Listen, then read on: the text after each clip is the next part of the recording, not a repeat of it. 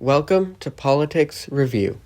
With the 2024 elections wrapped up and the Republicans coming out of the cycle undoubtedly successful, a lot of attention is turning to the 2026 midterm elections and 2028 elections with a focus on the 2028 presidential election, as neither major party has a standout candidate to represent the party in the general election.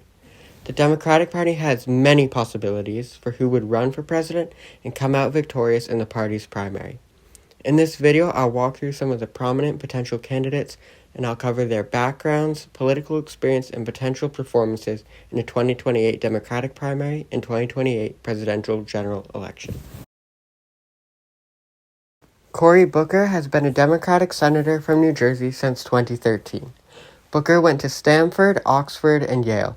Booker is considered a progressive Democrat and is fairly young at 55 years old. Booker ran for president in 2020 before ending his campaign and endorsing future nominee and president Joe Biden.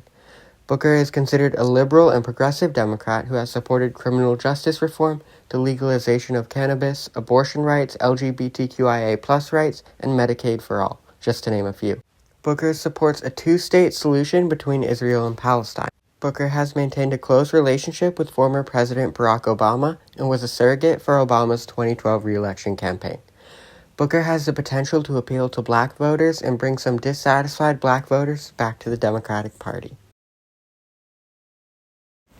Pete Buttigieg is a young Democrat at 43 who ran for president in 2020 after serving as the mayor of South Bend, Indiana. Following the election of Joe Biden, Buttigieg became the Secretary of Transportation. He was considered as a potential vice presidential pick for Kamala Harris during her 2024 presidential election. Harris eventually chose Tim Walz to be her VP pick. Buttigieg was a surrogate for Biden and Harris during their 2024 election campaigns, and recently has expressed interest in running for senator from or governor of Michigan, where he currently lives with his husband and 2 children. Buttigieg's political career could depend a lot on his performance in Michigan if he decides to run for senator or governor. Buttigieg is from Indiana and lives in Michigan, which could help the Democrats a little bit in the Midwest or Rust Belt, but not to the same level as Michigan Governor Gretchen Whitmer or Pennsylvania Governor Josh Shapiro. Ruben Gallego is a freshman senator from Arizona. He was just elected to his first term in the Senate in 2024 and might not have much name recognition. If he ran in 2028, he would not even have one Senate term in Washington, which could put him at a disadvantage compared to other Democratic candidates or J.D. Vance, who is looking like the Republicans' top choice. The Democratic Party might benefit from a Latino candidate as it continues losing Latino voters, but Gallego might not be that candidate as he lacks name recognition. He might be a good VP pick until America is ready for him or he is ready for America. Before moving on, I would like to point out that Gallego won Arizona by over 80,000 votes, while Trump won the state by almost 200,000 votes, meaning Gallego could help pull Arizona and maybe Nevada, and could bring some Latino voters back to the Democrats. Tim Kaine has been a senator from Virginia since 2013, and before that served as governor of Virginia, lieutenant governor of Virginia, mayor of Richmond, Virginia, and on the city council of Richmond. Probably most notably, Kaine was Hillary Clinton's running mate in the 2016 presidential election when he and Clinton lost to Donald Trump. Kaine is seen as a moderate and mainstream Democrat who has been likened to Joe Biden in regards to his political positions. Something that could hurt Kaine in a Democratic primary is that despite supporting the Roe v. Wade decision, Kaine is personally pro-life, and among signing a bill creating a Choose Life license plate for Virginia, Kaine criticized the Affordable Care Act for, quote, not providing a broad enough religious employer exemption in the contraception mandate, which could deter some voters from a potential primary campaign. On most other issues, Kaine fits in with the Democratic establishment. California Governor Gavin Newsom has probably been talked about the most for potential Democratic candidates. Newsom has been governor of California since 2019 and survived a 2021 recall election with 62% of the vote voting against a recall in his favor. Prior to serving as California's governor, Newsom served as California's lieutenant governor, the mayor of San Francisco, and he was on the San Francisco Board of Supervisors. Fun fact, Newsom's ex-wife worked for Trump's 2020 and 2024 presidential campaigns and is Trump's nominee for ambassador to Greece. Unlike his ex-wife, though, Newsom is considered progressive, but has been identified by CalMatters as more moderate than his fellow Democrats from California. Newsom served as a surrogate for Kamala Harris's 2024 presidential campaign. Newsom debated Florida governor and 2024 Republican presidential primary candidate Ron DeSantis in 2023 as part of a long-standing feud between the governors. Newsom's potential 2028 campaign could be challenged by his performance as governor of California, as California faces problems such as high homelessness, high taxes, and high cost of living, just to name a few. Newsom has also been accused of questionable political ethics, including donations to his wife's nonprofit from lobbying groups and favors to large donors. Newsom will likely run for president, as he's been gearing up for a run since 2023, and despite his controversies, remains a popular option. Alexandria Ocasio-Cortez, or AOC, is a U.S. House representative from New York, representing parts of the Bronx and Queens. AOC is seen as one of the most progressive members of Congress and is a founding member of the Squad, a group of progressive House Democrats. AOC is one of the youngest members of Congress at 35, but clearly has ambitions beyond the House of Representatives. AOC has been closely affiliated with Bernie Sanders, working for his 2016 presidential campaign. AOC was the author of the Green New Deal, a controversial piece of legislation which aimed to address climate change. AOC has supported a two-state solution between Israel and Palestine, but has repeatedly been critical of Israel and Israeli Prime Minister Benjamin Netanyahu, boycotting his 2024 speech to Congress and calling him a war criminal. AOC could attract some Latino voters as a descendant of Puerto Ricans, but could repel some moderate voters with her more progressive and controversial views. Josh Shapiro has been serving as the governor of Pennsylvania since 2023. Before being elected as Pennsylvania's governor, Shapiro served as the Attorney General of Pennsylvania, a member of the Montgomery County Board of Commissioners, and as a member of the Pennsylvania House of Representatives. Shapiro is 51 years old. Shapiro is liberal on most issues. He is well-liked in Pennsylvania, especially considering Trump won the state by over 100,000 votes in 2024. Shapiro was considered to be a vice presidential pick for Kamala Harris in the 2024 presidential election, but Minnesota Governor Tim Walz was ultimately selected.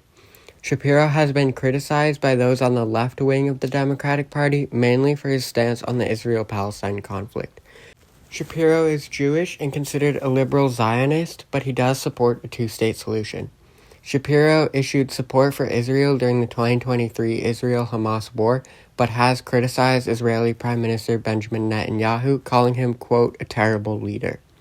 A potential Shapiro campaign might find difficulty in getting support from anti-Zionists and farther left-wing Democrats who would disagree with his support for Israel.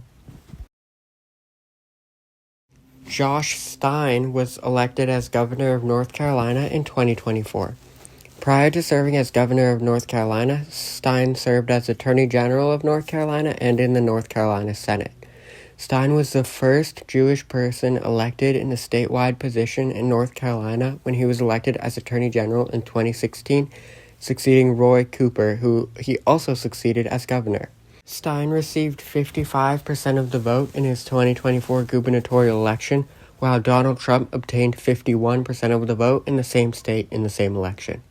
Stein might be able to pull North Carolina for the Democrats if he were the party's presidential nominee in 2028, but he might face similar opposition as Josh Shapiro for his views on the Israel-Palestine conflict, and he doesn't have much name recognition, which could hurt him.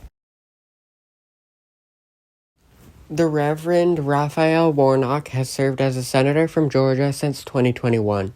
Warnock is a Baptist pastor and senior pastor at the Ebenezer Baptist Church in Atlanta, Georgia. Warnock began his political career as an activist for the expansion of Medicaid and the Affordable Care Act. Warnock is a progressive Democrat and a member of the Progressive National Baptist Convention, but is also considered bipartisan. Warnock is pro-choice and supports LGBTQIA+ rights. Warnock supports a two-state solution between Israel and Palestine, but has been more critical of Israel than the previously mentioned Josh Shapiro and Josh Stein. According to GovTrack, Warnock is the second most bipartisan Democratic senator. His bipartisanship, as well as his Christian affiliation, could influence some Christian and moderate votes in his favor, and his criticism of Israel could get him support from anti-Zionists, especially against J.D. Vance. As the first black Democratic senator from a southern state, he could also gain the support of some southern black Americans who are unsatisfied with the Democratic Party.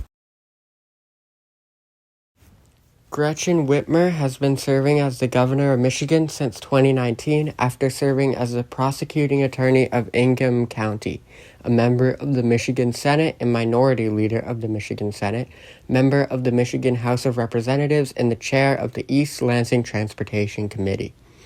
Whitmer also served as the vice chair of the Democratic National Committee from 2021 to 2025. She was also a national co-chair of Joe Biden's 2020 presidential campaign, co-chair of Biden's inaugural committee, and co-chair of Biden's 2024 re-election campaign.